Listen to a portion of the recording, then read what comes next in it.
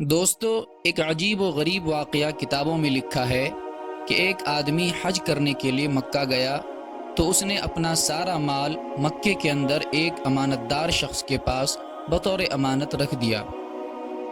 پھر جب وقوف عرفہ اور حج سے فارغ ہونے کے بعد وہ شخص اپنا مال لینے کے لیے اس کے پاس گیا تو پتہ چلا کہ اس شخص کا انتقال ہو چکا ہے، اور یہ بھی معلوم ہوا کہ اس کے امانت کے بارے میں اس کے کسی رشتہ دار کو کچھ بھی نہیں پتا۔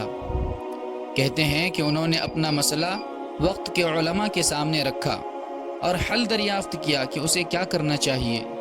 چنانچہ بعض علماء نے اس کا مسئلہ سن کر کہا، آدھی رات میں زمزم کے کنویں کے پاس جاؤ اور کنویں کے اندر اس شخص کا نام لے کر پکارو، اے فلاں، اگر وہ جنتی ہوگا تو جواب دے گا۔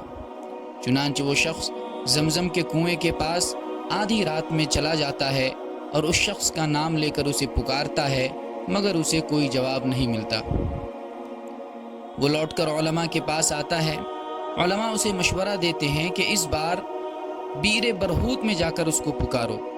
بیر برہوت یمن کے اندر ایک کنویں کا نام تھا، اور کہا کہ اگر وہ دوزخی ہے تو وہاں سے جواب دے گا۔ چنانچہ اس نے جا کر پکارا تو جواب ملا، اور اس کی امانت کے بارے میں بھی اس نے بتایا کہ فلاں جگہ رکھی ہے، لیکن ساتھ ہی اس نے یہ بھی پوچھ لیا کہ تم دوزخ میں کیسے چلے گئے جبکہ ہم تمہارے بارے میں نیک گمان رکھتے تھے۔ دوستو، اس کے جواب میں جو اس شخص نے کہا بہت ہی عبرت آموز ہے۔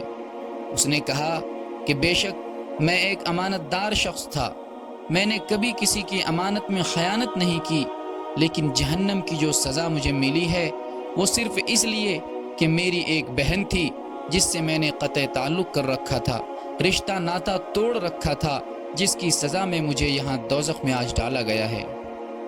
دوستو، علامہ ذہبی فرماتے ہیں کہ اس کی تصدیق حدیث رسول سے بھی ہوتی ہے، کیونکہ نبی کریم صلی اللہ علیہ وسلم کا ارشاد ہے، لا يدخل الجنت قاطع، یعنی قطع رحمی کرنے والا، رشتے ناتے توڑنے والا جنت میں نہیں جائے گا۔ دوستو، اس واقعے سے ہمیں سبق ملتا ہے کہ انسان کو ہمیشہ آپسی رشتے بنائے رکھنے چاہیے، اپنے رشتہ داروں سے کبھی بھی تعلق ختم نہیں کرنا چاہیے۔ یہ بڑے گناہ کی بات ہے، لیکن آج کیا ہو رہا ہے، ذرا سی بات پر ہم ایک دوسرے سے بات چیت بند کر دیتے ہیں، چھوٹے سے جھگڑے کی وجہ سے ہم رشتہ داروں سے تعلق ختم کر بیٹھتے ہیں۔ دعا ہے کہ رب کریم ہم سب کو آپسی رشتے نبھا کر چلنے کی توفیق عطا فرمائے۔